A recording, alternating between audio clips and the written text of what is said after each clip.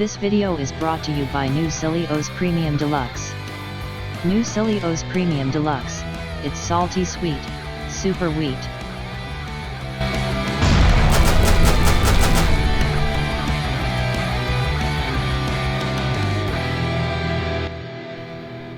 Hello, welcome to another Thrifting Live. Only joking, this is the InQuizitor, with I, the Swifto.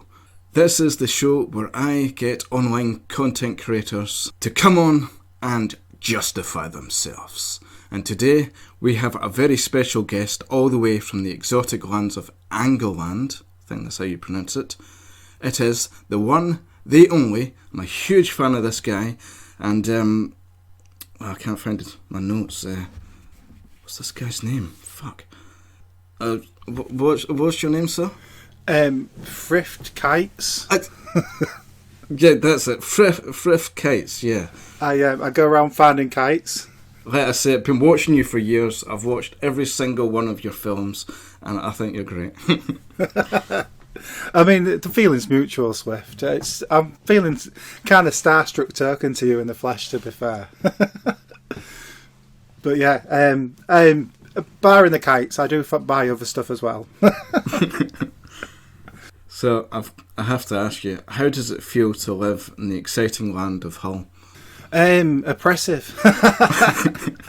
I mean, it's all right. Is it as glamorous as it looks? I film in the posh bits, so the videos look glamorouser than the actual bits I live in. It's essentially when I go out looking for games and filming, I'm in the outer bits, the posh bits around the outskirts. The bit I live in's a bit ghetto, to be fair. I'm sort of envious of where you live, because every time I see these videos you go around all the thrift shops, and there's loads of stuff there. Yeah, it's come more apparent. There's none of that here. Yeah, it has come more apparent to me as time goes on and more people see the videos, how much stuff is actually about in Hull. It's kind of crazy, the amount of stuff I found compared to some other areas. I mean, don't get me wrong, I see other people and stuff they found in these channels like mine for in America and other places, and they seem to find loads of stuff. But it's quite a good crack, to be fair. I think the thrifting's better in America. It seems whenever I see them do videos, it's always most bizarre stuff they find. Yeah, it's like. But I suppose it's all edited like that. I'm sure they go into loads of shops and it's just nothing. It always seems to be like Holy Grail NES stuff, and I never found any NES stuff. I mean, I think the entire time I've been doing this, it's been I found 3 NES games in the entire time. So. Yeah, well, the NES wasn't as popular over here, was it? Yeah, I don't think it was more like 8-bit computers on it back over here. I had a Spectrum, a hand-me-down Spectrum back in the day. Now, the only time I ever really played NES was, I was saying like an American then, when I had the NES. But yeah, it was like NES. You got a NES. But the only time I ever played NES was at my friends' houses and stuff. There was a kid around the corner that had it. That was the first time I played Mario, was in someone else's kitchen. But it was for the whole of 5 minutes, and that was it. I didn't see any Mario again until the late 90s. Really. It's so weird thinking that, because that was the first games console we had. It was my brother, and I don't think it was actually mine, to be honest. I think he got it really late on, 91, for a Christmas. And so I grew up with the Mario games, like the NES and the SNES and that, and I didn't realise until later on, actually in the 80s, most people had these 8-bit computers. Yeah, it's kind of a unique European, UK perspective in it, because I had a Spectrum first, and then I ended up getting an Atari in about, I think it was Christmas '92. It was they were selling them cheap in a discount shop called Winfield's. What kind of Atari was it? It was a 2600 Junior. All right. And I wondered why I had it. But looking into it, apparently they still manufactured 2600s until 93 in Northern Ireland, so that's why they were still readily available over here because they were still making them. I was like, I didn't know it had such a long lifespan, but it was like 1979 till 93 they were manufacturing them in Ireland, so that's why they were on sale in Winfields. But yeah, pretty crazy really. It went on for years. It had a big, but yeah, can you think the lifespan of a console now is what, like 5 years, maybe 7, and that went on for over a decade. Crazy. So when did you start doing your thrifting thing? Well, there's a few points in life where it pushed me in that direction, but I think mostly it was when I was at school. They did a thing called the school shop where they'd post letters asking for donations, and then it'd be a thing where you could volunteer, to go help them out, bringing all the donations in. There's a guy called Mr. Harrison who used to do it, and I used to always help with the school shop because I always wanted to see what they'd got, and that's sort of. Because there was a few good things. They weren't necessarily games, but there was a few good things in all this like whole that they brought in, and I was like, "This is quite good." This, I was like, and then that sort of had my mind ticking over. But it was when they sent me to do work experience at Oxfam, and that's when they really got the noggin jogging. I was like, someone had donated Age of Empires in the big box, and the woman was like, "How much should we?" Because they thought, oh, you're young, you'll know how much games are worth. And the woman asked me, and I put 50p on them all. And then later on that day, I was like, can I just buy these? And she's like, yeah. So I bought a big stack of big box PC games from this Oxfam I was working in. And then I took them to Game Station and traded them in, and I got more for it. And then that was it. That was when I first started doing it. Yeah. Well, at least they went to a good cause. Yeah, the charity starts at home. I think, the first day that I did like involuntary volunteer work at Oxfam, they had a PS1 and they just put it in the bin. Like, if they'd been there longer, I might have had the confidence to say, "What are you throwing that away for?" But apparently they couldn't sell electronic things for some reason, so they just dumped it. They had a guy that came in and tested them all. But I think some of the branches didn't have that, so yeah. It'd be like sacrilege that they're throwing a PS1 away. I've got like 5. I know, I can't believe it. But you'd get all sorts of weird things, like just you'd see them come through the back of the shops and just like, oh, I'll have that. Yeah, I mean that's before it even went out. I mean that was the thing. I was like, there was all sorts of weird. They had loads of IBM PC games as well, which I didn't really know what it was at the time, because I had like a Packard Bell. It was really rubbish, the PC I had, but it just about managed to run some of them games that they donated. Nice. So, how did you get started on YouTube? Well, it was a few things. I mean, I'd tried doing stuff before. Because originally my channel was called Gav Sabbath Presents, which was, I don't know, I was a bit of a mosher back in the day, and we always had like band titles for everything, so that's where that started.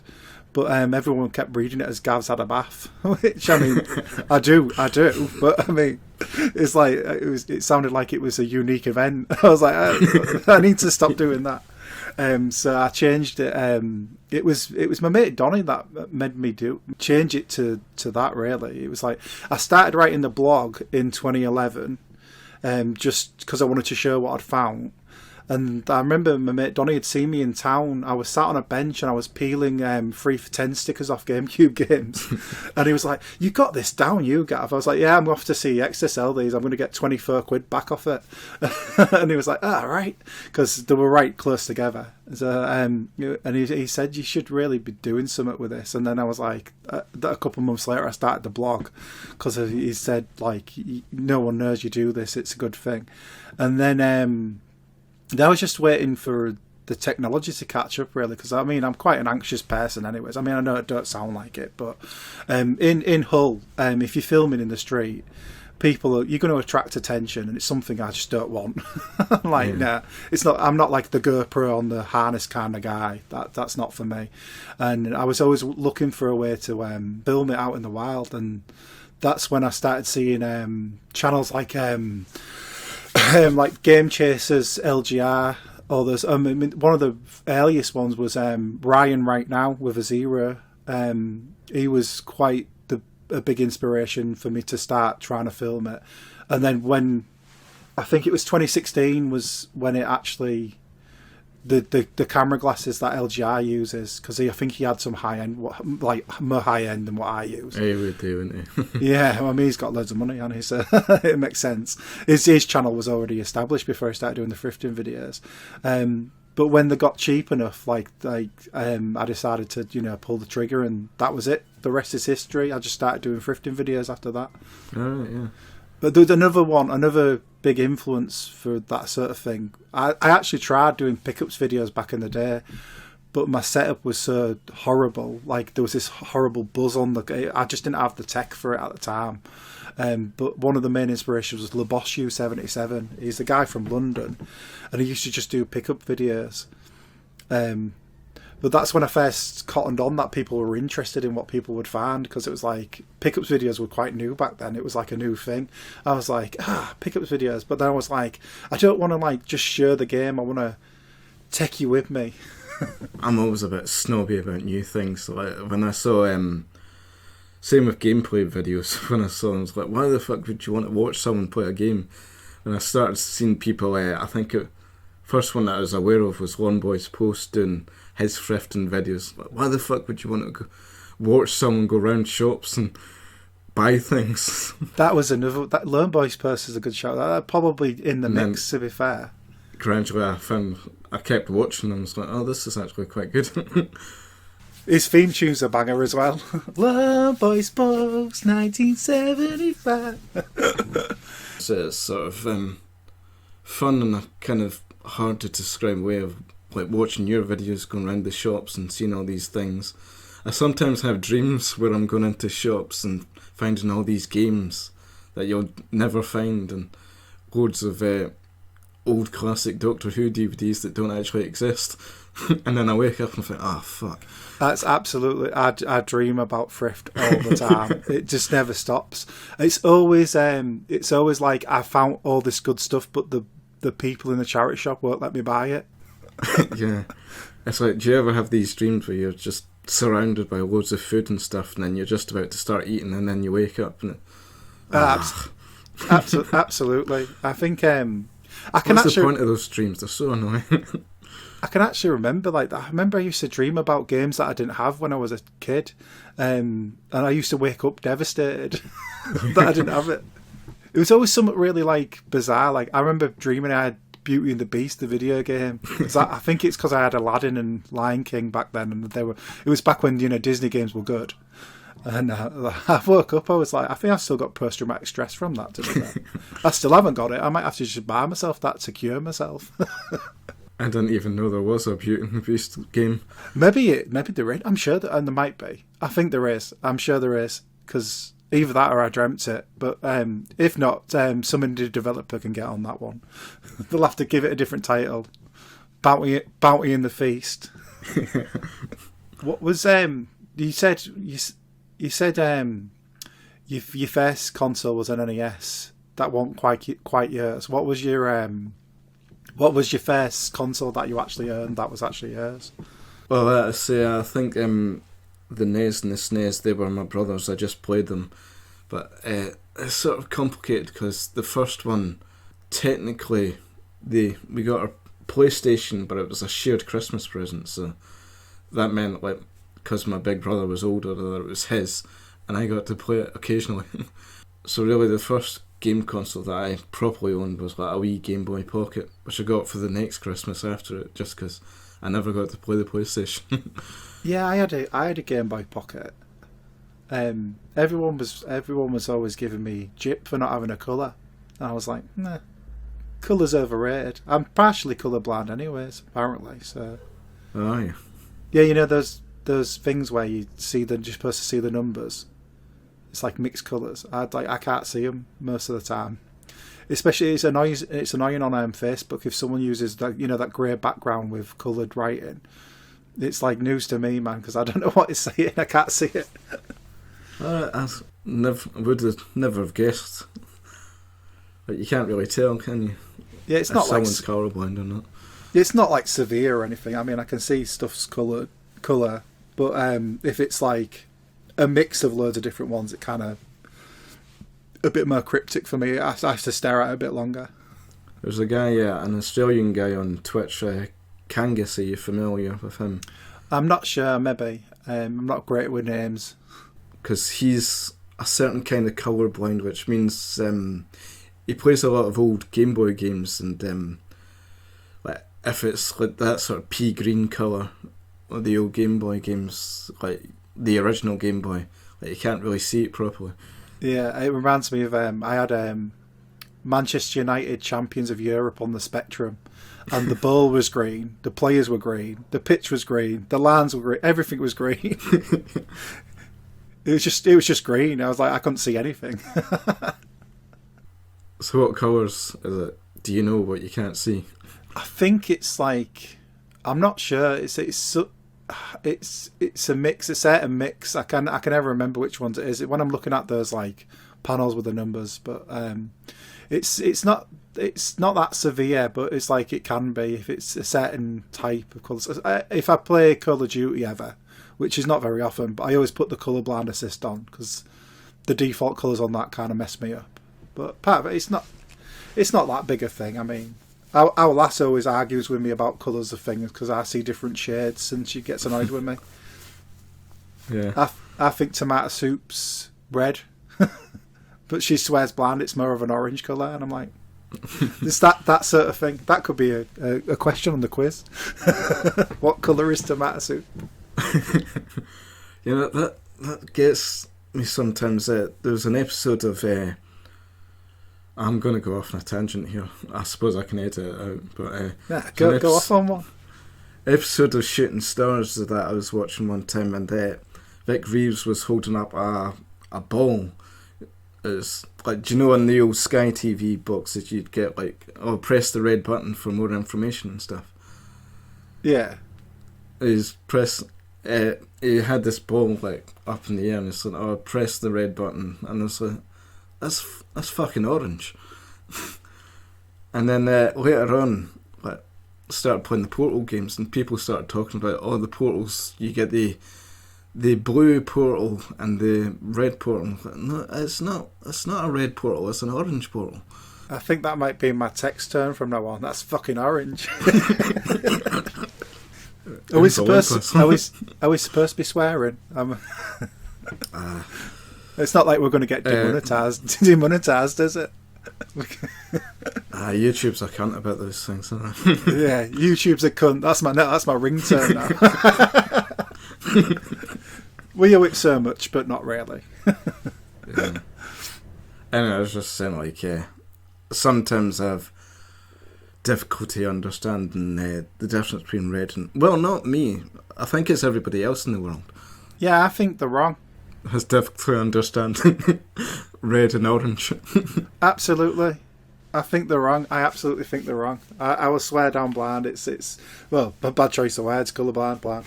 But yeah, I think they are wrong, Swift. I think it's like how they call ginger people redheads. But they're not red, they're orange.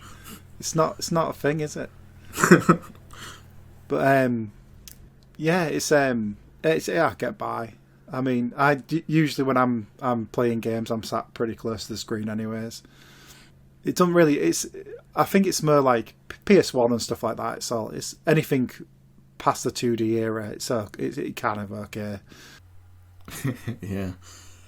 Why would you want to play anything later than that anyway? Nah. Like, I don't know, we get loads of haters with like NES fanboys and stuff, but I mean, I do play a lot of old stuff as well, so I can't say no. I'm a fanboy, but it's like it expands the entire everything. Commodore 64 all the way up to like Dreamcast is kind of like my sweet spot, I guess. I think that's what you'd call retro now, isn't it? That's what I think. I mean, PS2 is PS3 retro now. I don't know. It's old now. I know. Stop reminding me of that mould. Getting older. I'm practically dust at this point now. I had hair when we started doing all these thrifting videos and stuff. That's gone. You could plot a chart between the amount of thrifting videos I've done and the amount of hair loss I've I started off Dyad 1 and now I'm like definitely 4.0 right now. I say, when did you because this always interested me about you, because it was something that I used to do. I used to draw quite a lot when I was a kid, and it's like slowly it dissipated. Like I just lost the knack for it. But when did you start doing your art? I don't know, 3, 4. Because I mean, I'm always, and I've improved about 2% since then. yeah, it's a bit like me playing guitar. I've been doing that for 10 years. I think I've got worse. But yeah, I always thought your animation's really cool. I like the style. It's always something I've wanted to try and do, but it's never really panned out when I've had a go at it. Well, the thing is, it's not really that difficult. It's just time consuming, kind of tedious. It's just drawing, isn't it? Like, I don't do overly complicated drawings when I'm doing animation. I just keep it simple, like cartoony drawings. Yeah, but I think that's what gives it its charm, to be fair. I think the simpler the better, really, isn't it? Yeah. I've always been envious of people that can do realistic drawings, though. Yeah, I remember I used to try and draw a cloud out of Final Fantasy all the time. That was like my main gripe. I wanted to draw a good cloud, and it never happened. I got the face down once, but then the trousers just like one of those that hearse where it's like the meme for a bad TV series. That's how my drawings usually go. They start off really good, and then by the feet, it's all going wrong. Yeah, I can't do hands. Hands are so complicated. Yeah, there is a whole 5 fingers you've got to draw, so. I can understand that.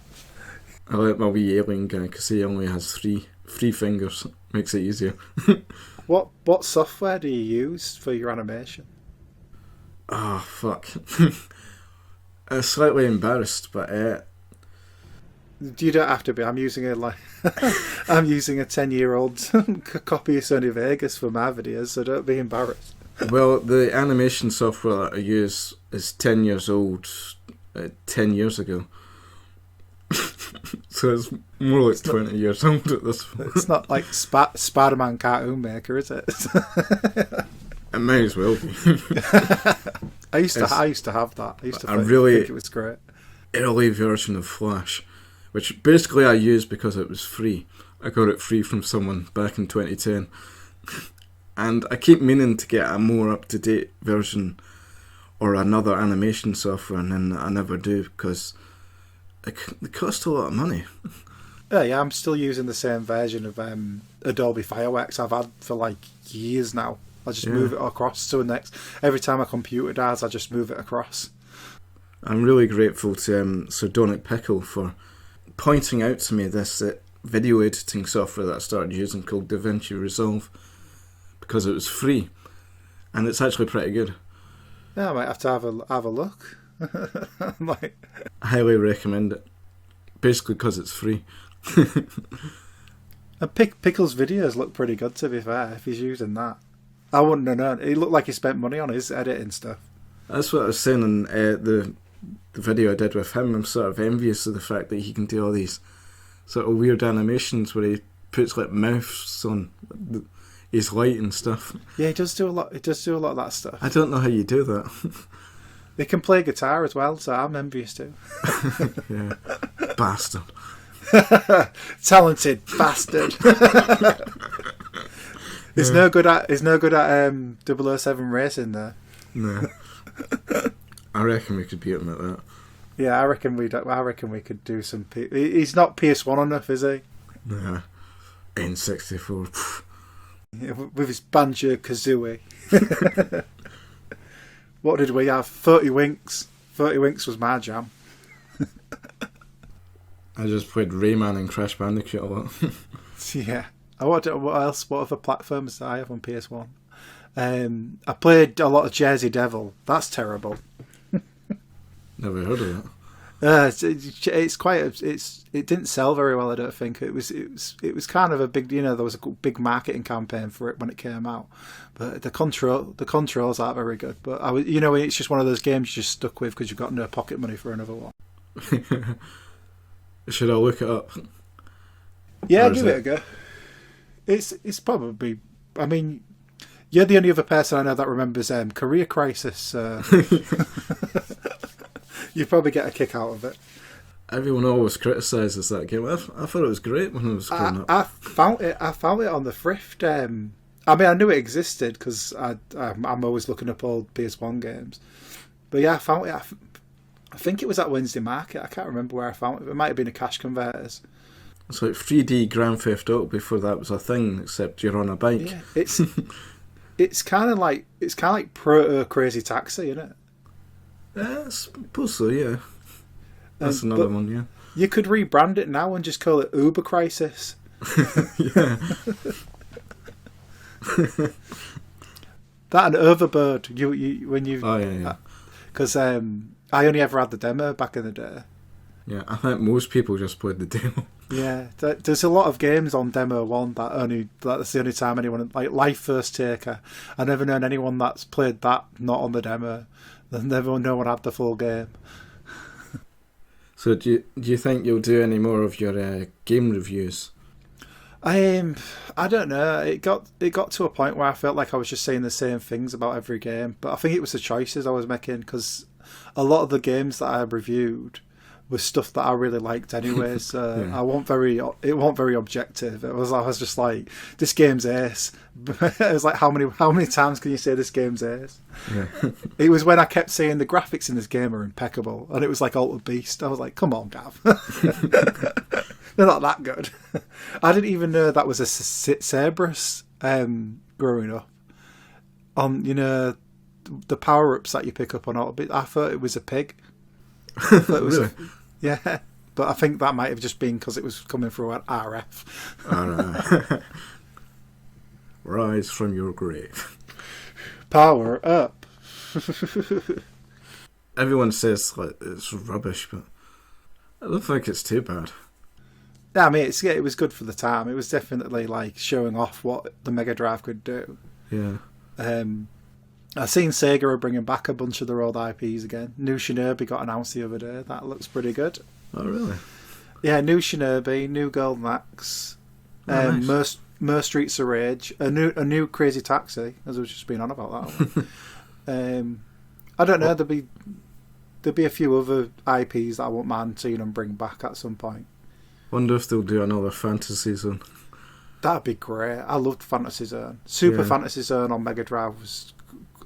I remember when I beat that for the first time ever. It was probably one of the only games that I found really hard as a kid that I managed to beat. But that fish boss used to destroy me. I had that and Jinog. Have you ever heard of Jinog? That was a really good one. I think I have, yeah. It's like a guy with angel wings. I think it was called Wings of War. Yeah, I think it was called Wings of War in America. But I never knew. I used to call it Ginog. Yeah, it's got a weird spelling, hasn't it? Yeah, it's like Gynoug. Jinog. That's not the one with all the sort of weird homoerotic stuff in it, is it? Or is that another one? I'm not sure. That might have been... There was a Mega Drive game, I remember T-Rex Space Station was playing it. It's just like all these... It just looked really gay. What's it? Like naked men and stuff. I'm not... It might have been Zebra Wing. I can't remember. I don't know. I can't remember. There's loads of like really weird shooters in the Mega Drive though, isn't there? There's plenty of them about, aren't they? I remember that Christmas I got that because it was I got Corporation as well. That's a terrible game for Mega Drive. It's a first-person shooter on Mega Drive, but it's like it's got puzzles in it as well. I never got past the second stage. I don't think so. It's not one to look at. That, no. It might have an alternative title as well, I think. So, do you enjoy doing the Twitch streams? Yeah, I mean, sometimes it depends on what game you pick. It gets a mixed response. A lot of the time I shoot myself in the foot because I play a game where there's no chance of me paying attention to the chat. Because most of the time I'm trying to speedrun them, aren't I? In my own sort of way. But it's enjoyable. You got to focus on the game, and then by the time you see the comment, it's like 20 minutes ago. Yeah, it's something I'm trying to get better at. It gets better the longer you've played the game because you know where the gaps are, so you can look back at the chat and stuff. Mm-hmm. But mostly it's just me apologising. I can't read anyone's comments. But I've been trying to do Die Hard, but I've been working quite a lot recently, so it's not really. But I've the overlay. I've made it. Really, I think the overlay is pretty good because I've put like little lights on the planes and stuff. I used the map painting out the movie. But I was really impressed with your setup when you do your streams with the overlay and all that, because I never bother with all that stuff. I'm really lazy. I don't even have a camera. I just have a microphone and start recording.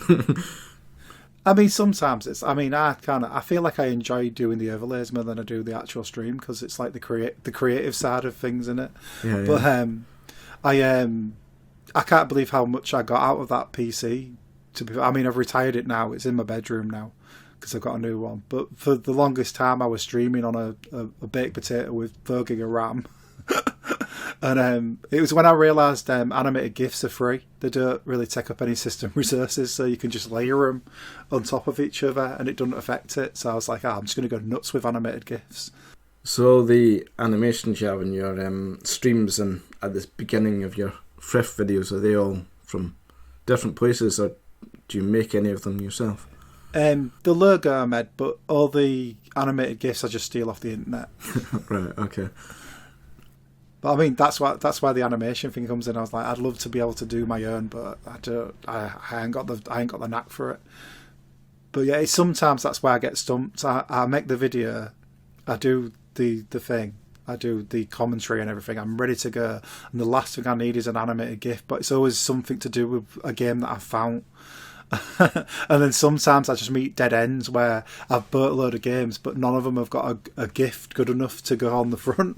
I'm just like there for hours just looking for one animated GIF that's got something, a modicum of reference to anything I've bought. I remember one time I bought a load of CDs, I just give up and put a CD at the front of it. Well, it's really not that hard. You just do one picture and then you do another picture which looks slight movement of like a guy's head or something, and then you put the two images together and it sort of looks like it's moving. Yeah, I think I might have another stab. I've got like I don't know why I'm explaining this. Obviously you know how film works. It's like, what's that studio called? There's Wallace and Gromit and stuff. I'll hire them. Yeah, I've got a tablet thing, you know, like one of those, was it Wacom tablet things that. But I think on the last computer, I think the software I had, it just didn't have the stabilisation, so everything looked real janky. But I could give it another go at some point. There might be a list of things to do. I mean, I do write the theme tune, sing the theme tune. There's no words to it, but I do everything else. I feel like it. What would the lyrics be if you did have a theme tune? I don't know. Finding some games. I'm off in this dove house. A lot of them it's took a big hit recently because a lot of them are shut down now. There's a scope that's in mostly all the videos. Like I'm always in that scope, and it's closed now. So did the British Art Foundation that was in town. So yeah, but a few of them have opened as well. So it's like thrift's always changing. Like the one charity shop around my area that actually had any sort of games and stuff in it, that got closed down recently. So now there's fuck all here to look for stuff. Have to get it all off eBay at ridiculous prices. You're in quite a rural area, aren't you? Yeah. You're like not near anything. I think like what it might be. I mean, that's what I do when it dries up. I try and go further out. But even in that regard, I'm quite lucky because there's places to go. Like York's not that far from it, yeah. Beverley is like a small town to the north. And then you've got all the seaside type places like Hornsea, Wiveransea. They've got charity shops in them. Sometimes I'll go there as well. But it's been more doable because the local bus company around here has had a deal where you can go anywhere for £2 for a while. So that's why you've been seeing me in other places. So, what is your favourite gaming bread? Favourite gaming bread? Yeah, like bread you would use whilst gaming, like, I don't know, for sandwiches or something, if you're getting into the gaming zone and you need like a sandwich to keep you going. I'm changing it up from the usual cheese. I would say, do you want the filling as well? You can if you want, yeah. Yeah, I'd probably make a bacon grill sandwich, tinned meat, bacon grill sandwich with Warburton's white, thick. Nice, yeah. I'd splash out none of the smart price nonsense. Nah. So you don't go in for any of that seeded bread and all that. No, I don't. I'm a man of simple means. I'll just have just plain white bread, thick sliced white. And fair enough, yeah. Occasionally, if I'm feeling healthy, I'll go 50-50. And you want to be healthy, but you can't commit to it. I just want the illusion of health. I don't want it actually to be healthy. It's like it's sort of half brown. It'll be alright. What's yours? What is your choice of bread? Fuck, I don't know. You ask me stupid questions like that for.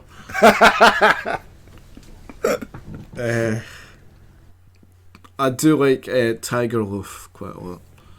You could get jam with a tiger loaf. I get annoyed with bread, to be fair, because it's always my job to bring it in because I work in a shop. Right, yeah.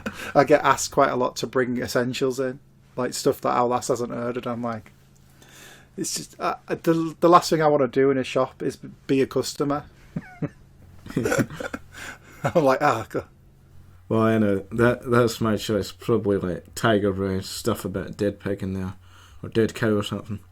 As long as it's some kind of dead animal, I'm happy. It absolutely sounds like a plan. That dead animal and bread, human flesh. Well,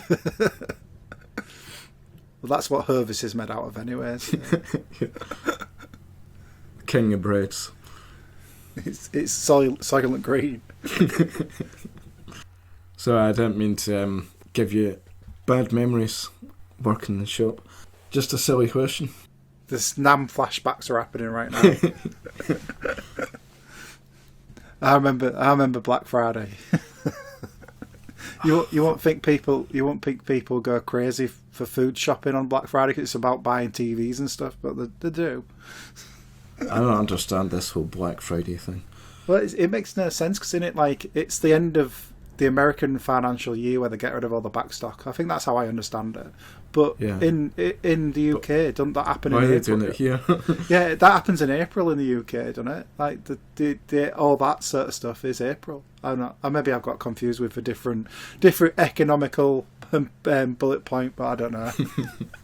Yeah. There's a reason I work in a shop. I'm not smart. So.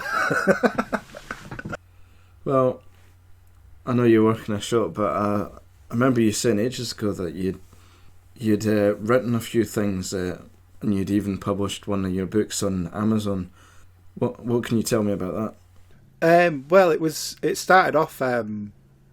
My mate always fancied himself a bit of a writer, and he could never, get the ball rolling. So I said to him, "Well, why don't we? I'll write a novella, like some short. You write one, and we'll compare them. And it'll be a fun little exercise to do." Anyway, so my mate never bothered. I was like, So there's me hammering away at the keyboard, ripping off everything. And to rub it in, I thought, right, you bastard. You didn't join in, so I was like that. So I published it on Amazon to wind him up. Because then that makes me a published author and he's not one. I mean, he was the one that wanted to be a writer. So So it's not something you personally want to be, is it? I mean, I dipped my toe into everything, to be fair. I thought it was fun. I was just ripping off, I'm a big fan of Dennis Wheatley. Right. Devil Rides Out, that sort of thing. Yeah. I just decided to just rip everything off that I liked and put it into one thing. And I like to challenge because I'm not like I've never really been a good writer. Like I've never been told I'm dyslexic, but I feel like there's a bit of that going on somewhere. It's the reason why I never used to do Twitch, because the idea of someone writing something and I didn't know how to read it terrified me. But I kind of as you get older, you kind of get over it, don't you? I was like, yes, my reading's and writing's a bit rubbish. I don't care anymore. What are you going to do? So I thought, I'm down for the challenge, man. And then since Grammarly came out, you can just right click it. It tells you what you're supposed to be writing. Yeah, well, I'm dyslexic, and that is one of the things I worry about doing Twitch. Because there has been a few times where, for some reason, it's a perfectly simple comment that someone's written, and for some reason I just can't read it properly. I have to pause the game to read it properly. It's like, fuck's sake, brain, can you not focus on two things at once? Yeah, 100%, dude. I get that all the time, where it's the phrasing gets you, because you're not used to reading it out that quick. It always makes me laugh when you see people arguing on the internet and they always think they've won because you can't spell. And I'm like, hang on a minute. It's like, that's kind of discriminatory, isn't it? But the worst one for me is people's usernames. Oh, yeah. Because there'll be no spaces, and sometimes there are play on words as well, and I'm like, you try and read it out as one big word, and you're like, that doesn't make any sense. Thrift Bytes. Like, I suppose man, I got space, but I mean, there's capitals in there, aren't they? So, but yeah, I've been trying to I think that's the thing. It's like I've been putting myself to the task to do things that are difficult for me, just to see if I can do them. And like speed running and trying to read chat, that's definitely one of them. Writing a novel, well, a short story, that was another one. You just like the challenge of trying something new. Yeah, I strive for mediocrity. And if I manage that, I'm like, sweet. I think I'm ace for like a week. Then it goes away and I just have to try something else. Is that Devil's Ride Out book any good? Because I've seen the film version of it. Absolutely. If you want cluing in on something, I think on YouTube there is an audiobook version, and it's read by Christopher Lee. So, really good. I always look for because with the reading thing, because he was the hero in the film version, wasn't he? Yeah, it was him, and it's Damon Elmet was in it as well. He read out. There's one of my favourite Dennis Wheatley books is The Haunting of Toby Jug. It's really good. My granddad gave me the audiobook when I was young, and on cassette, and I thought it was great. But then when I finally got the novel, I realised the audiobook was abridged, and there was like loads of it was like cut out. I was like, so it was like a whole new story again. But if you ever get a chance, read The Haunting of Toby Jug. Yeah, I think that's got an audiobook on it as well. Not read by a celebrity, but the guy who does it did a pretty good job, the unabridged version. So I don't really listen to a lot of audio versions of books because, a bit like you, I like the challenge of trying to read. Because, like I said already, I'm dyslexic, and I always feel it's slightly a bit of a cheat if you just listen to the audio. I like to try and read the actual story because I don't really enjoy reading, and I want to try and get better because it's my aspiration to be a writer. You'd think I'd read more. Yeah, I'm a bit like Garth Marenghi. I've probably written more books than I've read. Yeah, I mean, I use the audiobooks a lot because obviously I'm out and about looking for games. So they're great if you're doing other things. Like, it's quite like often. Sorry. No, go on. You're right. No, I was just going to say I quite often listen to like not so much like the fuck. My brain just melted. Oh, whatever. Just you continue with what you're saying. Sorry. No, I forgot what I was saying. But yeah, I do try and read. I do try and read stuff when I can, and it's usually when it's stuff that I can't find on audiobook. There's another one that I'm trying to get out of. It's the book that Die Hard's based on. They're in an audio version of the first Die Hard, which I've been down a massive Die Hard rabbit hole recently. So I've been trying to get out of that. I think it's Nothing Lasts Forever. I think it's called. Yeah. But the second one was on there, 58 minutes based on the second one. I didn't realise like all the Die Hard films are just something else of Shua and John McClane in instead of the guy that was actually in it, which is quite fun really. There's quite a few films like that though, isn't there? Yeah, number 3's originally it was a Lethal Weapon script, I think. All right. Oh yeah, I think I remember hearing that. Yeah. Which makes sense because obviously. Danny Glover swapped out for Samuel Jackson and Bruce Willis swapped out for Mel Gibson. So it makes sense, doesn't it? Yeah. But I remember listening to Lord of the Rings on audiobook. A really good version, actually. It's on Internet Archive. This guy, he dramatised the whole thing and used the movie music. And he did all the impressions and that. But while I was listening to that, I felt like I'd worked a murder because every time I went thrifting, I'd put that on. But because it had the music as well, I was hurtling to Dove House like feeling epic. Run Friff, show them the meaning of haste.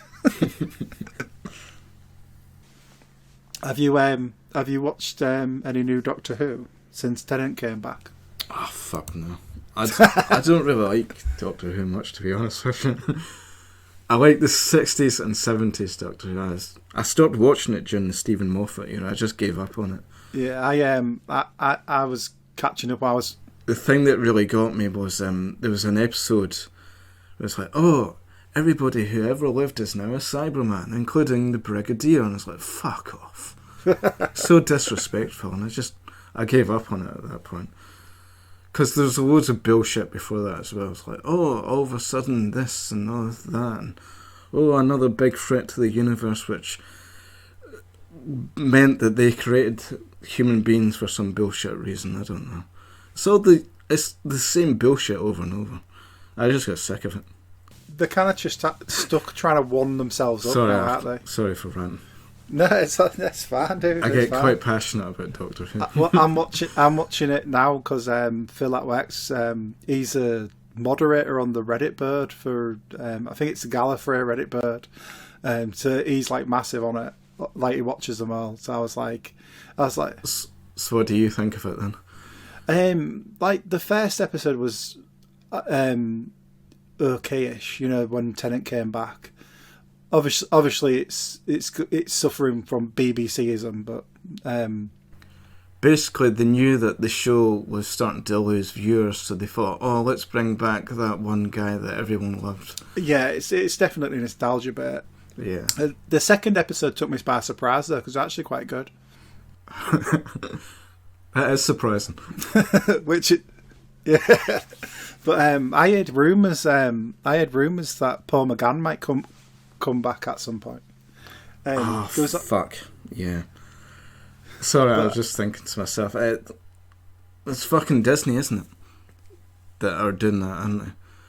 It's always Disney. Because basically I've had this idea for years that obviously I'd never have the chance to do it, but I always thought it'd be great to get Paul McGann back to do a spin-off series, and I had ideas in my head how it would all work out and how it would connect the classic to the new series. And then along comes Disney and they're like, oh no, we're doing this. It's like the number of times I've had an idea and then Disney's come along and did the same thing. It's like I have this series of comics that I do called Madman Joe. It's like this evil villain but he lives in a council flat and stuff. But there was one where he's going to a self-help group. It's like all these different villains and they're there to get help. And then fucking Wreck-It Ralph. Wreck-It Ralph, yeah. I remember that. Bastards. The number of times Disney have done that to me. I think they're just tapping into my brain and stealing my ideas, basically. I thought I invented ants. You know, Oh yeah, I remember you saying that. The DreamWorks one. I was like, I drew it all out, and I was like, well, basically, I was ripping off Worms, the video game, and I was like, but instead of worms, it's ants. And then I think it was a week later, the billboards went up for it. And I was like, you bastards. I feel like I invented Pokemon Go as well. How so? I did. We had this jerk page called Hull Pokedex. It's dead now. I haven't done any of it up for years now. But we used to just Photoshop Pokemon in Hull with a bit of subtext, you know, like where we'd Photoshopped them would be to do with it. They'd have a connection to it. But that was like 2013, and then by 2016 it was like the Pokemon are all around Hull and everyone's catching them. I was like, where's my check, Nintendo? Yeah. So this 14th Doctor, I hate that. But does he still talk with the English accent, or does he speak with his normal accent now? He's still doing the accent, I think. Yeah. I never really understood the love for David Tennant. I don't really get it myself. It's like quite hammy, and he's quite overacting and stuff. Yeah. I think that's what people associate with that now. Because I think Jodie Whittaker was just doing a bad David Tennant impression the entire time she was doing it. To be honest, I think they've all been doing a bad David Tennant impression since he left. Oh, new teeth. My new teeth. David, I don't know. He doesn't sound like that. Matt Smith, he's just basically the same character but younger. Yeah, I agree with that. Although that's probably a controversial opinion to have. But the whole fuck it, Rory I've said thing. it now. The whole Rory thing annoyed me as well. Where he's plastic for no reason. It was just essentially getting clucked throughout the whole thing. It's like why is you... I mean, I wouldn't go with him if it's like, do you want to travel through space and time while I undermine you in front of your bed? Nah, I'm all right, mate. Keep it. But it's basically just what they did in the first series, isn't it, with the Rose character? It's exactly the same characters again. Yeah, it's her boyfriend. Yeah, it's kind of tiresome, and it's like, why do we have to have a third wheel? Yeah. I've been watching. When you said I should watch more old Doctor Who, I was gonna go in at. Well, I think you just give me the idea. To be fair, but because we was on about it, weren't we? In one of the Twitch streams I did. Yeah, I'm a massive fan of like the classic series, but I'm always sort of hesitant to recommend it to people because they'll end up watching something shite and like, oh, why is he recommending this? This is a lot of bot. Which one was it? It was a Cybermen one. It was a Tom Baker Cybermen one. That was fuck yeah. Revenge of the Cybermen. Was it Revenge? Yeah, the asteroids made of gold or something. Yeah. But I ended up introduced that whole idea of them being allergic to gold, which I just thought was fucking stupid. But I paid the grand sum of $5.99 for the privilege, and then a month later they were all a month later they were all free on iPlayer. I was like, But I wouldn't recommend that one. To be fair, I've got compensated myself by selling the classic DVDs throughout the years when I found them, because that was quite a good thing to find back in the day. It was like you used to get some good credit out of the classic Doctor Who, so I used to watch them and then trade them in. Yeah, I've still got all my old DVDs. I won't sell them probably. I mean, they'll just be there until I die. You just be in the same position that I would be now, because I want them all back now, because I'm like, I won't mind a shelf full of Doctor Who DVDs now. Do you see you found one of the laser discs, but it has disc rot? Oh yeah, I've actually got I've got 5 of them now. I'm trying to get all of them. I've got 2 more to get. It's one thing I've always still been looking for as a laserdisc player out in the wild. Yeah. I don't think you'll probably get one in the wild these days. And like they're overpriced on eBay. Yeah, that and a Philips CDI. I wouldn't mind a Philips CDI. What sort of games did the CDI have? Was that sort of the what they called again, like the full motion video stuff? Yeah, it was the start of all that. Like the 3DO and all that. Yeah, all that kind of jazz. Panasonic 3D, the Amiga CD32 was kind of part of it, but it didn't really have. It was quite underpowered, wasn't it? I think the games I remember are because my mate's mum bought one from a pub in like '97, I think it was. So they were already trashed by then. No one wanted them, but we thought it was ace. Where it was Chaos Control was one. It was like an on-rail shooter. And then there was Seventh Guest, which obviously that was quite a big CD-ROM based game back in the day. So that was the only way we could have really played it back then. And there was another one called Lost Eden, which was like, it was a bit like Darnatopia, but it had a banging soundtrack. I always remember being blown away by that because it was CD quality soundtracks on all these games. I was just like, hell yeah to all of that kind of jam. That's why I want one back. It's just for the nostalgia, really. I don't want to ironically play one of the Zeldas and think, this is rubbish. Have you got any future plans or things that you'd like to promote? I'm currently trying to get second place on the Speedrun Birds for Dia Trilogy, so that's a work in progress. The road to 200 with the thrifting videos, that might still be a thing. I'm not sure how far we're going to get. I mean, I might wake up tomorrow and all the games will have gone, because sometimes Thrift Bytes. Yeah. See what I did there?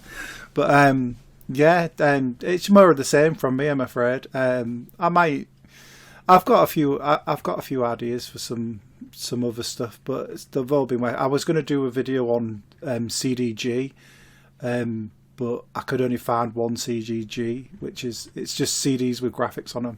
Oh. They're really hard. They're really hard to find there. I think Techmoon did a video on it a while ago, but I was going to do it from like a video game perspective, because the only thing I've got that reads them is a Mega CD. But yeah, that was kind of a bust. But I've always got stuff I'm trying to think of doing in the background. But there's a few games I wouldn't mind showcasing on PS1 that I've been thinking about doing for years. I never got round to it. This is one of your favourite topics. It comes back to advertising again, because I know you love that. Yeah. But there's a game called The Mission on PS1, which was based off a Nike advert from like 2003. There's quite a few weird advertising videos, video games, isn't there? Yeah, I was thinking of tying it all into one video. That Pepsi Man one, isn't it? Yeah, Pepsi Man. There's that M&M Shell Shocked. Oh yeah. Which is like a Crash Bandicoot rip-off. Yeah, I've seen it. The Smarties Meltdown on PS2. Ah, fuck's sake. But yeah, apart from that, that's me. I'll probably pick something else out the speedrunning category at some point to stream. Find more video games, because it never ends. Oh, fair enough. Do you want to move on to the quiz now? I think we're going to have to, aren't we? Hang on, let me just vape. If Sadok Pickle asks me if I'm vaping, I am. Darth Vapor. Vape bites. Are you ready for the Inquisition? No.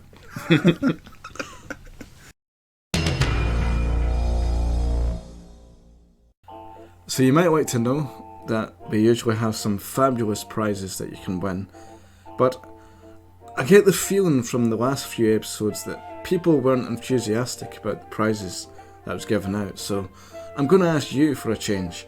What would you like to win? King Kong on DS. I wasn't expecting that. Do you know what? Fuck, I was going to do a whole bit where like I was saying, I can't do that, that's too valuable and stuff, but fuck it, you want my copy of King Kong DS? I don't need your copy, I just want a copy. You can have it. Actually, even if you don't win the quiz, you can have it. Will you sign it for me? No, that'll cost extra. Well, how many points? I have to get them all right, don't I, for that anyways? Yeah. It's not gonna happen. Otherwise, you get second prize if you get like 8 questions right, which is the satisfaction of doing well on the quiz. That's kind of what I really want. So, are you ready for question 1? I am indeed. Was that question one? No, it wasn't. Would I ever put in a weird trick question like that? Come on. I have seen these before. Okay, question 1. Name a type of dog. A dash hound. Yeah. Actually got 1 point. Paying off watching all the other episodes, isn't it? Yeah. Question 2. So what is it? Oh, God. So what is it? It's a white hole. A whale? Yeah. Yeah. But, I mean, are you after... You want the description, though, don't you, of what it is in the episode? Nah, I won't be that cruel. Just, you got white hole, that's what it is. That's all right, then. But what is it? I'm going to punch him in a minute. It's a... What is it they say? It's like a rift in time and space. Yeah, there's a big long spiel about what it is. Every action has a positive reaction, and this... I know it's listed, it says, so this thing's spewing out time back into the universe. I must have seen that so many times and I can't remember it now. It scuffed it. So I'm just going to get nicely pissed. Question 3. Name a famous badger. Badger. Just badger.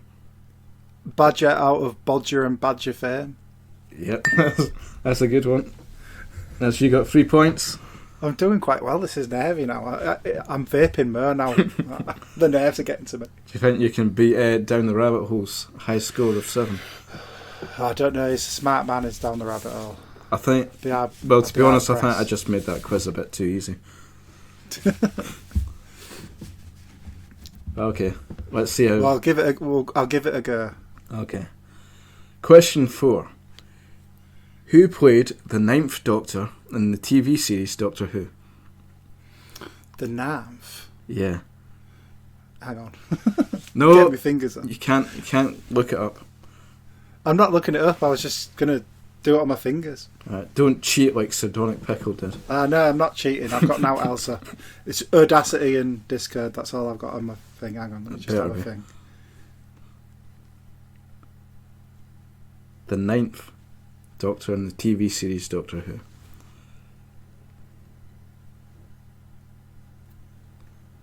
Come on. Can I have to speed you up? It's Christopher Eccleston, isn't it? Is that your final answer? Yeah. That is correct. Ah, get in! 4 points now. Oof! Okay. Spicy this. Question 5. Who played the 9th incarnation of the Doctor in Doctor Who canon? Ooh, in Doctor Careful Who what canon. I say. The 9th incarnation of the Doctor. In the canon? And the lore of the show. John Hart? Fuck. I mean, good for you. Shit, you knew. Right, you got 5 points now. Get in. Okay, question 6. Who played the 9th Doctor?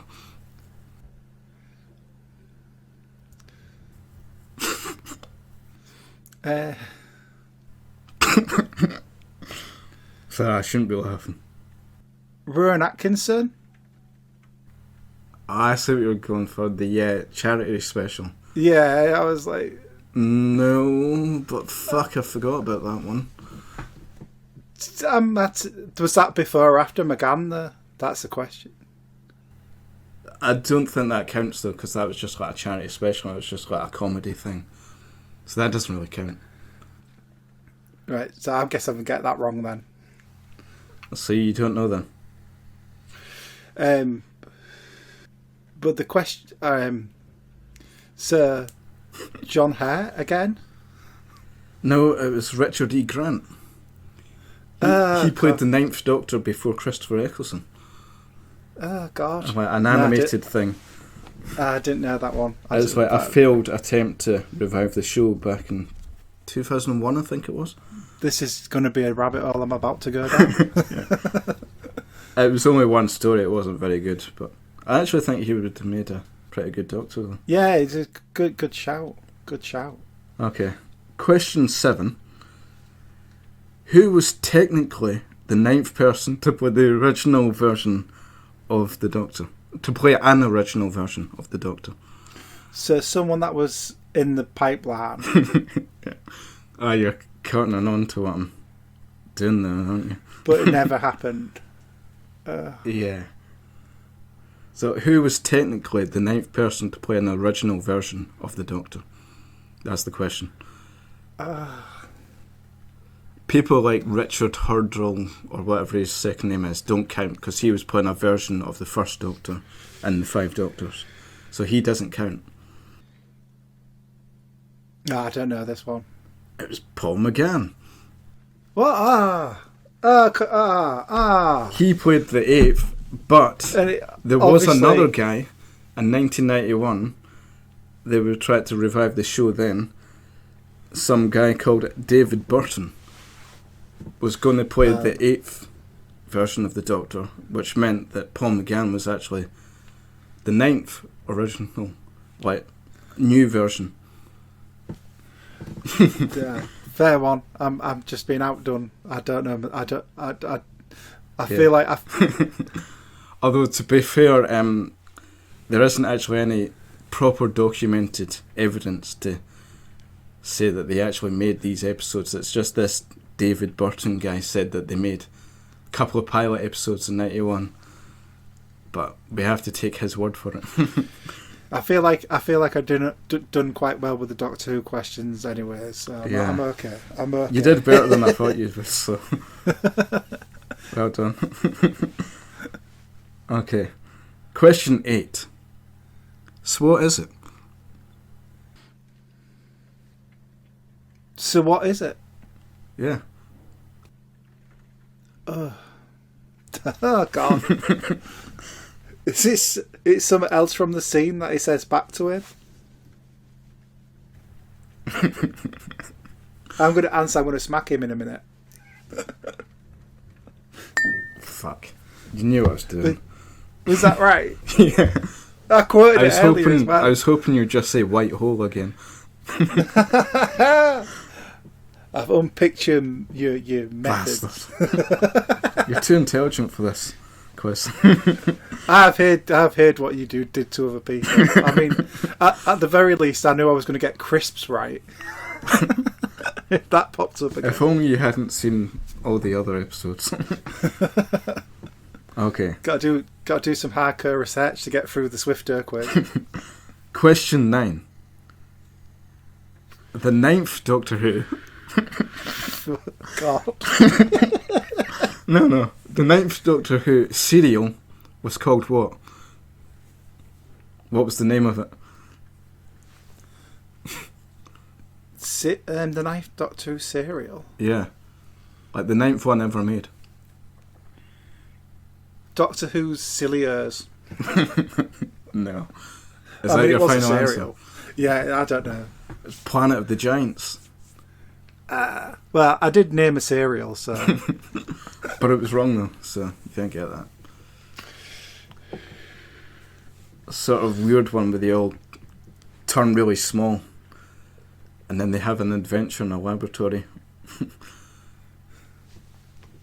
It's alright, Alright. I should have burned up on my Doctor Who before this. Yeah. You should have known, but you didn't. Question. I'm never going to get King Kong on dear. No, not this rate. Question 10. I know you're a big Die Hard fan.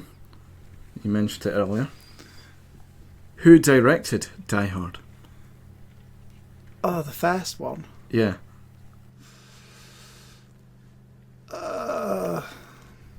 Now I have the machine gun. Oh, God. I should know this, but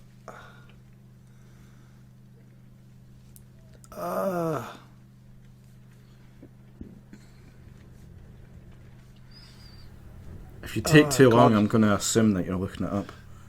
No, I'm not. I'm thinking. I'm going to have to concede Swift. I forgot. John McTiernan. Of course it is. How many times? You said you were an expert in Die Hard. Well, I've been more focused on number 2 recently. But if you'd have asked me that, it's Ryan. Oh God, I can't even remember that now either. Yeah, I think it is Ryan something, isn't it? Yeah, so once not begin with an M. What's the second name? Can't remember now. McManson, it's something like that. Yeah. Yeah. Once I've IMDb'd him, it goes out my head. How did I do? How many did I get? Pardon me for butting in, but this is a future version of Swifto speaking. Sorry for butting in on my previous self, but seems I've made a few slight mistakes in this video, which I have to unmistake. Yeah, that's the word. Anyway, firstly, the Richard E. Grant Doctor Who thing was actually 2003, not 2001, and also Thrift's answer to question 8, the repeat of the "so what is it" question, wasn't quite accurate, but I have to let him off with it because I'm here to rectify a much bigger mistake, which is far more embarrassing. Somehow I made a slight miscalculation and calculated his score at being 7 points rather than 6, which he actually got, although technically it would be 5 if you discount the question 8, but let him off with that. You got 6 points, not 7, so apologies to Thrift, but you didn't quite tie with Down the Rabbit Hole, which means that Down the Rabbit Hole is this series' grand champion. Down the Rabbit Hole is the winner of Series 1 of the Inquisitor. So my sympathies to Thrift Bytes, you didn't quite get in joint first place with Down the Rabbit Hole, which means that the next segment of audio you're about to hear is completely nonsensical because of my silly, stupid miscalculation. Anyway, congratulations again to Mr. Down the Rabbit Hole.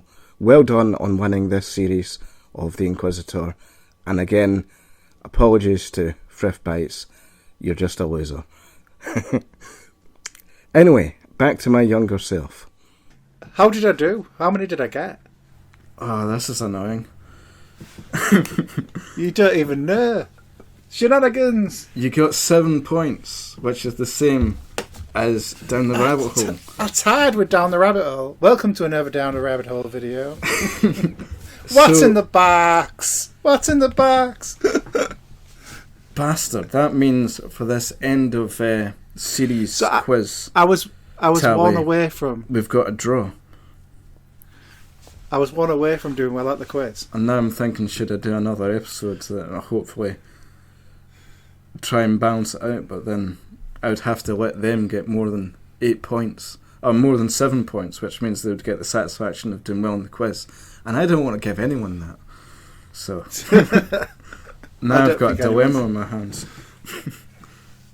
Who's next? Who are you having on next? I don't know. That's what I was saying. This is actually the end of Series 1 of the Inquisitor. I'm going to give it a break for a while. So I was kind of hoping we'd have like But it's like my favourite show now. You can't stop now. What do we call it? A champion, yeah. I was hoping we'd have a quiz champion. And now you've gone and buggered it up by getting the same as Down the Rabbit Hole. So I'm quite disappointed about that. We could be joint champions. I don't like that. That means that there isn't a champion.